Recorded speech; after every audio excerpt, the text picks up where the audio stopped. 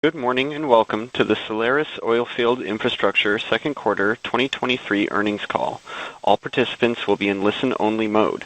Should you need assistance, please signal a conference specialist by pressing the star key followed by 0.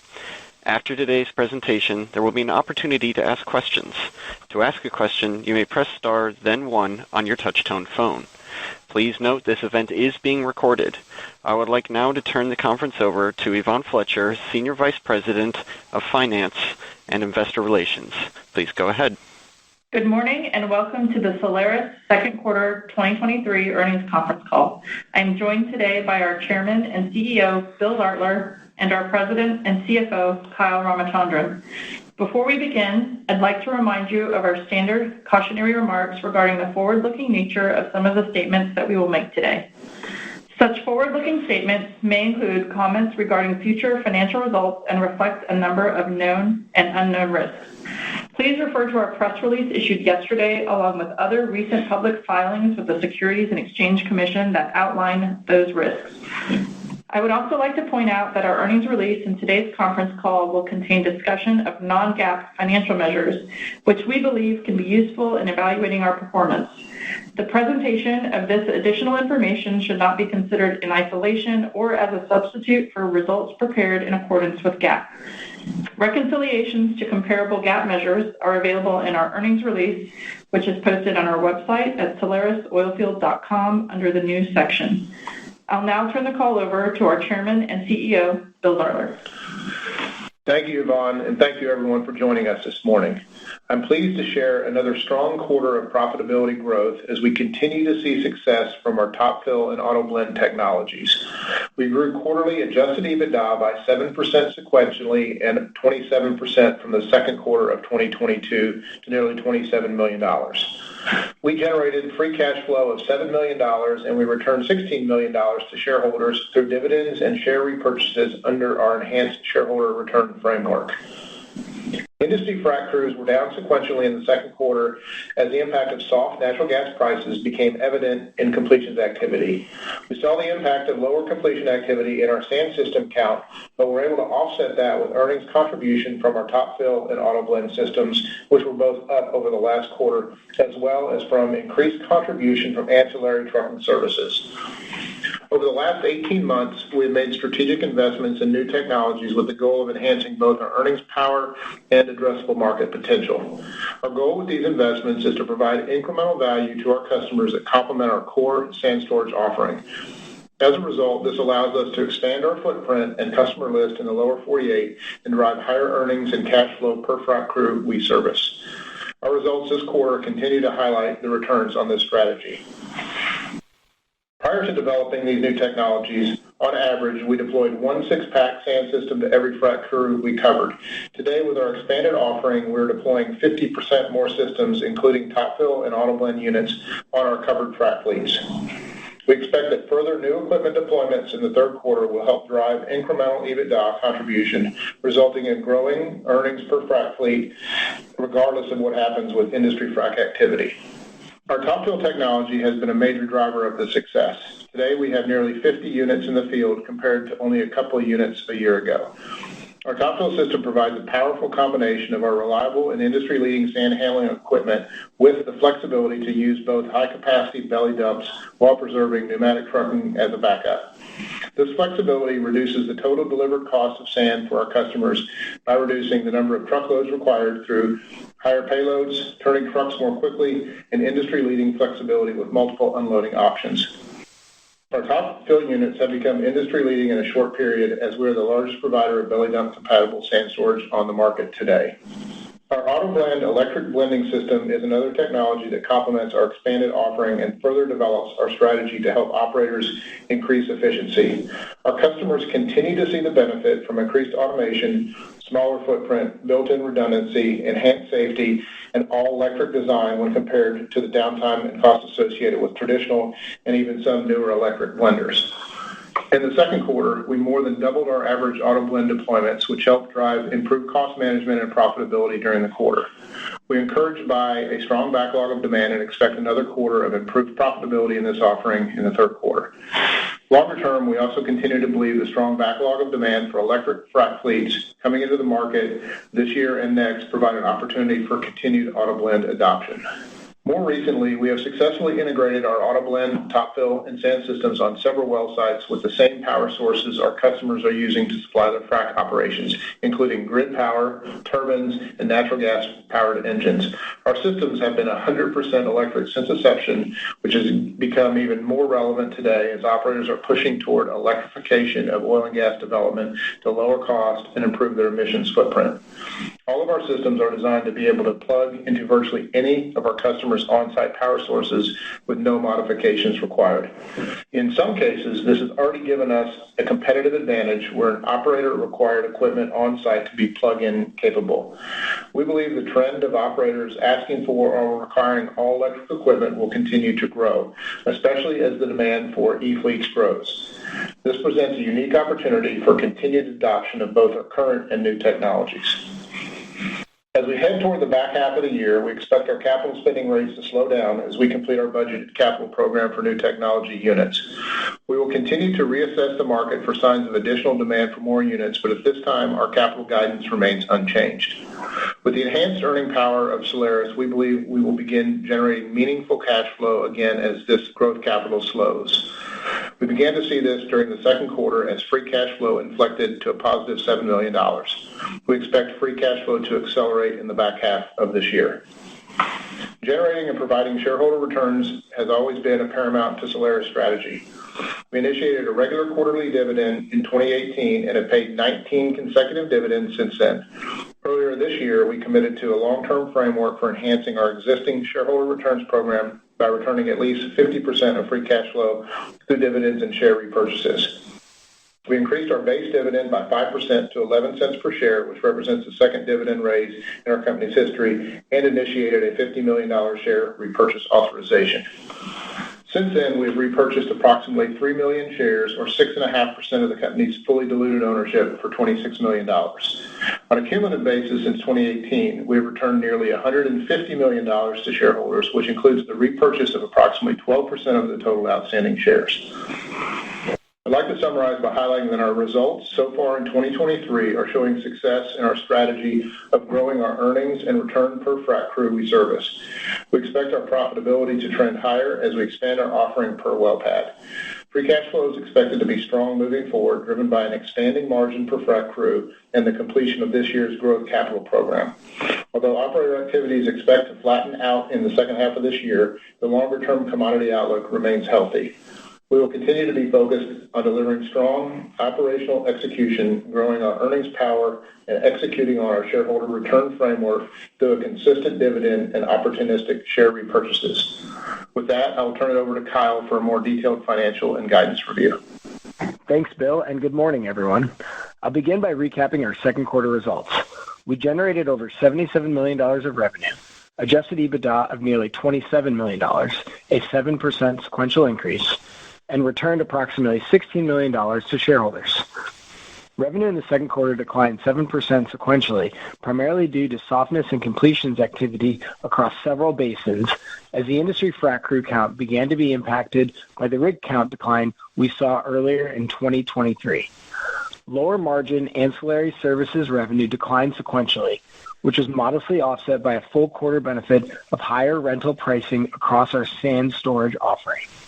EBITDA grew 7% sequentially as we saw strong incremental margin and contribution from additional Top Fill and AutoBlend deployments and improved cost management across our ancillary services, which drove higher margins from that offering. The additional Top Fill and AutoBlend deployments contributed to pull-through sand silo work and incremental gross profit per sand system equivalent, despite softness in the broader completion market. Before I give some color on the drivers of Solaris' activity in the quarter, I would like to provide context to the evolving and expanding nature of our equipment offering and our earnings per well pad. Historically, we earned the majority of our revenue and earnings from our sand system offering, so we focused on fully utilized sand systems as our key metric. As we have expanded our rental offering to include Top Fills and AutoBlend systems, we feel that a fully utilized total system count is a more relevant measure of our activity, particularly as each offering offers a similar earnings contribution margin. During the second quarter, our total fully utilized system count was 108 systems, which was down 8% sequentially, as a decline in frac activity was partially offset by incremental deployments of both Top Fill and AutoBlend systems.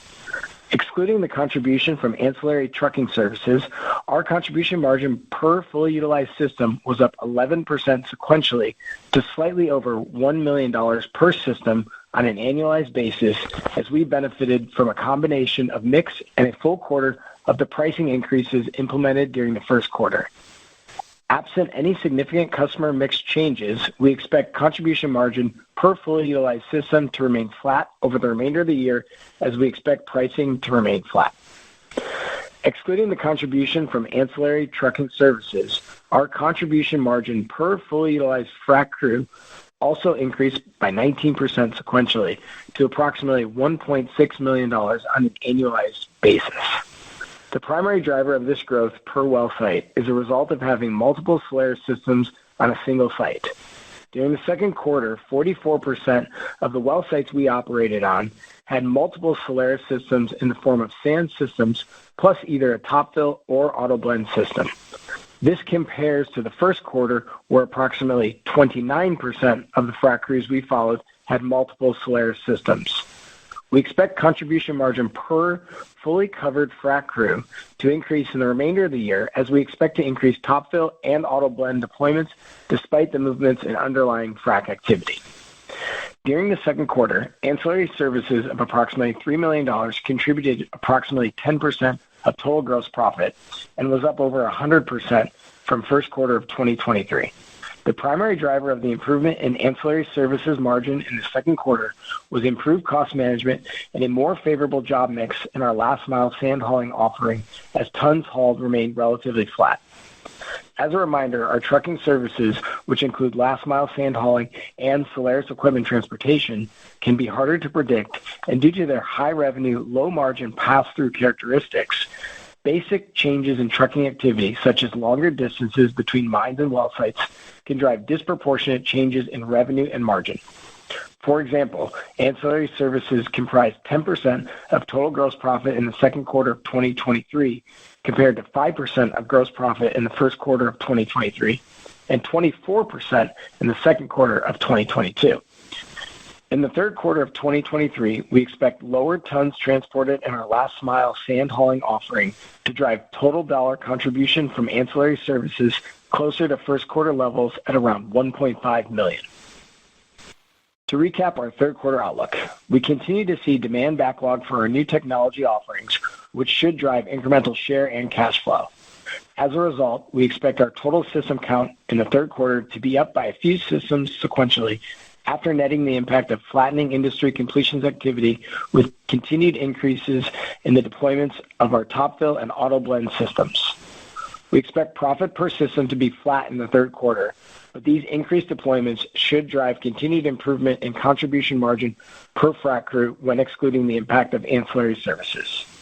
SG&A in the second quarter was $6.8 million, and we expect it to remain flat in the third quarter.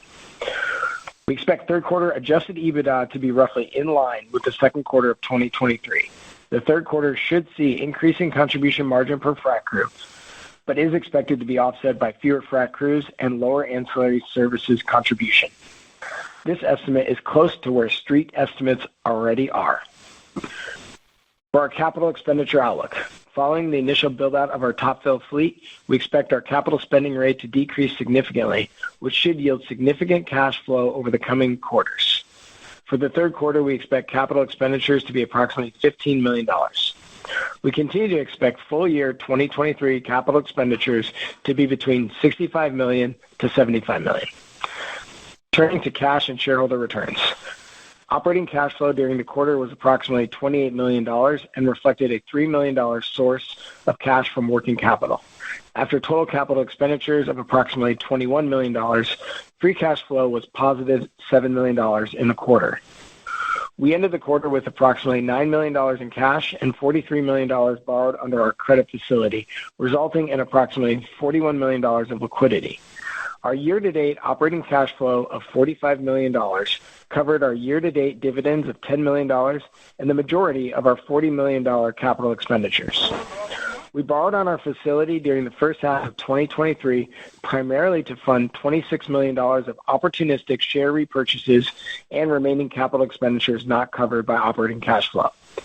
The accelerated return of cash to shareholders in the first 6 months is a result of our confidence in the continued free cash flow generation that we expect to increase significantly in the second half of 2023. Therefore, we anticipate these borrowings on our credit facility to be temporary. In conclusion, the investments we've made in our business over the last few years are driving earnings growth and enabling us to return meaningful cash to shareholders. Our customers value technologies that are safer, automated, and help lower costs, and that is what we are focused on providing.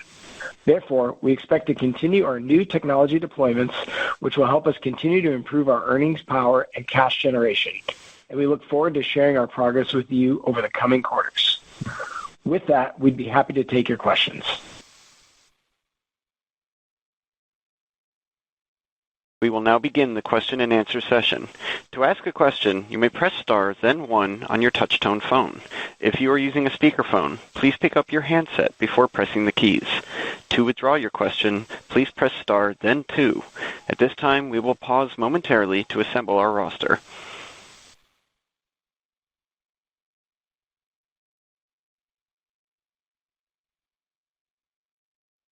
Our first question comes from Luke Lemoine of Piper Sandler.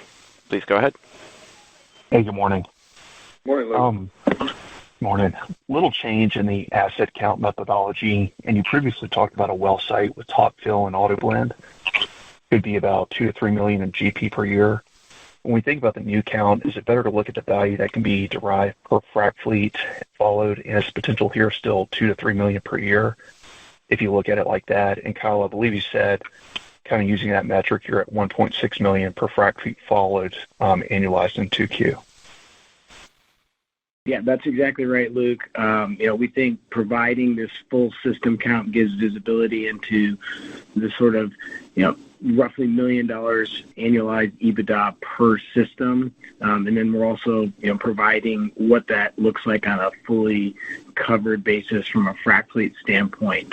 But yeah, the 2 to 3 million of earnings per frac fleet is still the way we're thinking about it. We're just trying to provide a little bit more context to you all and investors as to what that makeup looks like.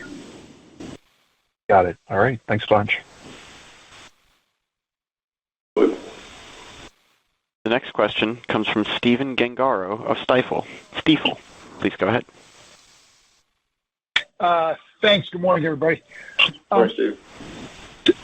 Two for me. First, Kyle, thanks for all the detail. That was very useful. One of the things that we normally would do would be kind of back into your fleet count off of an assumed market share and our expectations for frac fleets, right? You've got about a third of the market usually.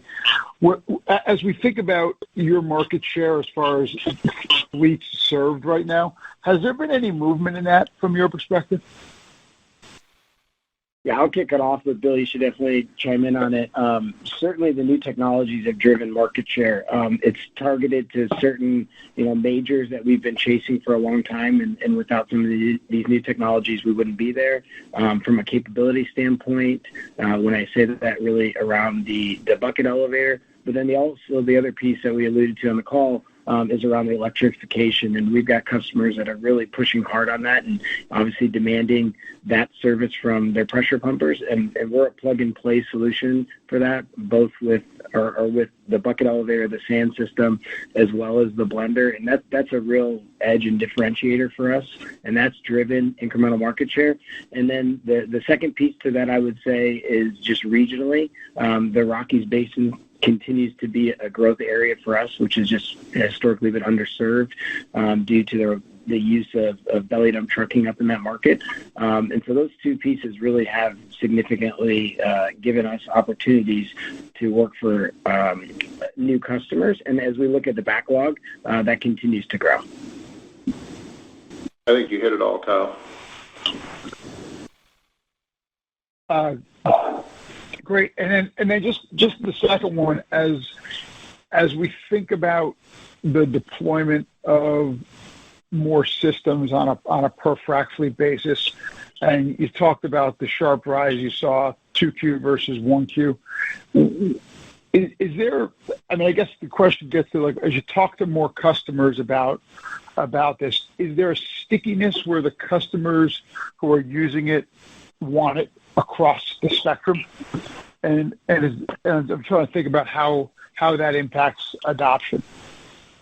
I think it does, Dan. I'll answer this one. It does, but the difference between running a pneumatic truck versus running a belly dump truck is very dependent on, how far you're going with that load, what the local rules are on loads. And so, for instance, in Wyoming, you're running 60 to 70,000 pounds of truck of sand, and so pneumatic's not going to haul that. So there are some regional specifics around how that adoption. I mean, our goal is to, once a customer uses it, that the reliability and all the ancillary benefits that come along with the systems in terms of data, technology, using the blender with the way it actually can help the reliability as well as cleaning up sand in the process, leads to a very consistent use of the product by our customers for a long period of time, and hopefully very sticky. Great. We've got multi-basin customers that are using the new technologies across multiple basins. Okay. That makes sense. Thanks. And then just one final one. You mentioned kind of what you saw was it feels like stability in price for the, I guess, maybe it's the wrong word, but sort of standard sand silo system. Is that, I imagine that's just based on conversations with customers and what you're seeing, but just kind of on back of that, we've also started to hear that, maybe there's a little bit of a pickup in 4Q just as some of the consumable costs have come down. What are you guys seeing from that perspective? You usually have a good insight into activity changes before some of the others do.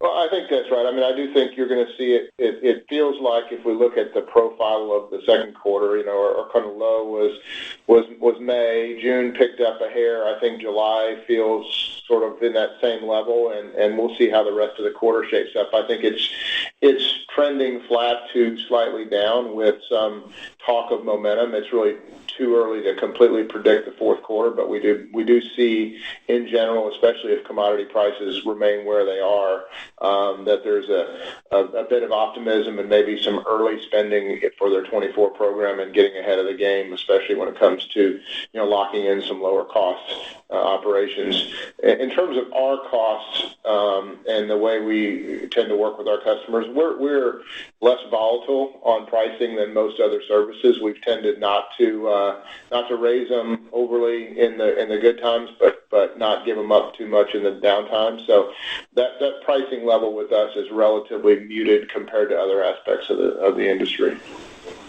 Great. Thanks for the detail. Thank you. Again, if you'd like to ask a question, please press star, then 1. Our next question comes from Sean Mitchell of Daniel Energy Partners. Please go ahead. Good morning. Can you guys hear me? Perfectly, Sean. Thanks for taking my question. I kind of want to hit on this last question that was asked a little bit more, if you can. We've heard several anecdotes, not leading into the quarter, but also on some of the calls recently about a frac activity slowdown in Q3, but then accelerates in Q4. Just want to see if there's any additional color you can provide on that. And then number two, maybe just from what you have left to deliver in terms of systems or capital spend, any bottlenecks on the supply chain side that may be coming up?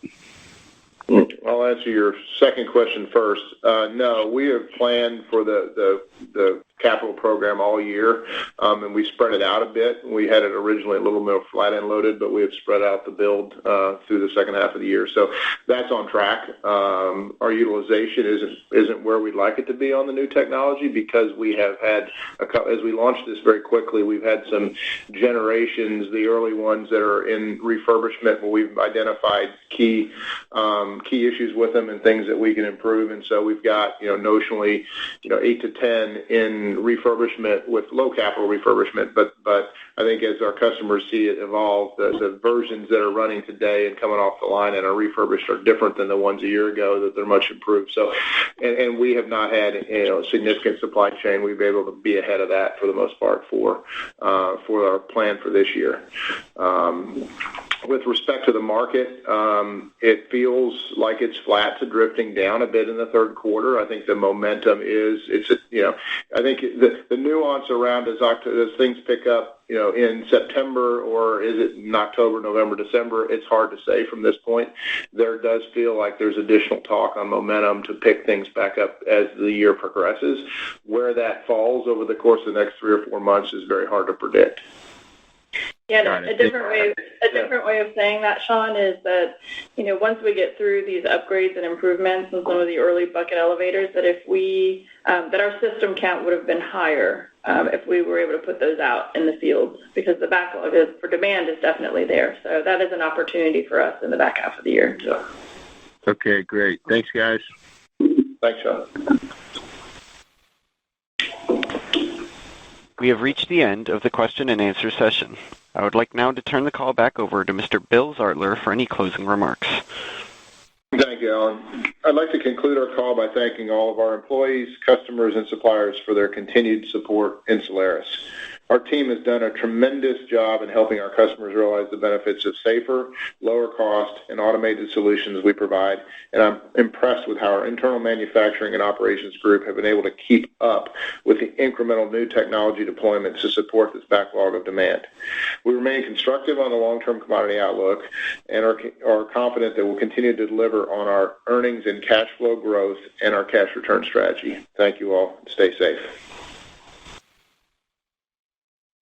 The conference is now concluded. Thank you for attending today's presentation. You may now disconnect.